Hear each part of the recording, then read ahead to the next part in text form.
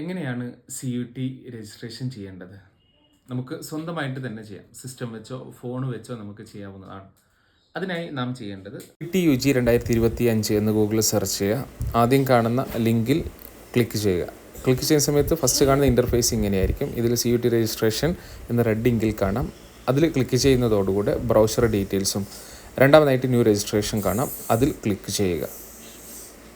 അതിനുശേഷം application procedure കാണാം. അത് വായിച്ച് ടിക്ക് ചെയ്തതിന് ശേഷം നെക്സ്റ്റ് പേജിലേക്ക് പോകുന്നു. ബേസിക് ഇൻഫർമേഷൻസ് കൊടുക്കുന്നു. അത് കൺഫേം ചെയ്യുന്നതോടുകൂടെ നമുക്ക് ഒരു ആപ്ലിക്കേഷൻ നമ്പർ കിട്ടുന്നു. അത് കൃത്യമായിട്ട് നോട്ട് ചെയ്യുക.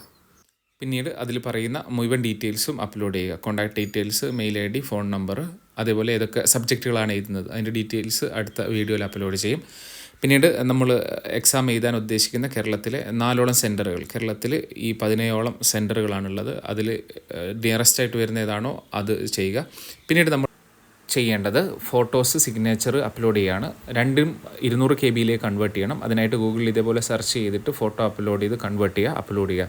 അവസാനമായിട്ട് ചെയ്യേണ്ടത് പേയ്മെൻ്റ് ആണ്. ഓൺലൈനായിട്ടോ അല്ലെങ്കിൽ കാർഡ് ഉപയോഗിച്ചോ ചെയ്യാം. പിന്നീട് നമ്മൾ ആപ്ലിക്കേഷൻ കൊടുത്തതിൻ്റെ ഒരു കോപ്പി ഡൗൺലോഡ് ചെയ്തിട്ട് അതിൻ്റെ ഒരു പ്രിൻ്റ് ഔട്ട് കയ്യിൽ സൂക്ഷിക്കുക. കൂടുതൽ സംശയങ്ങൾക്ക് ചാറ്റ് ബോക്സിലോ നേരിട്ടോ നിങ്ങൾ ചോദിക്കാം.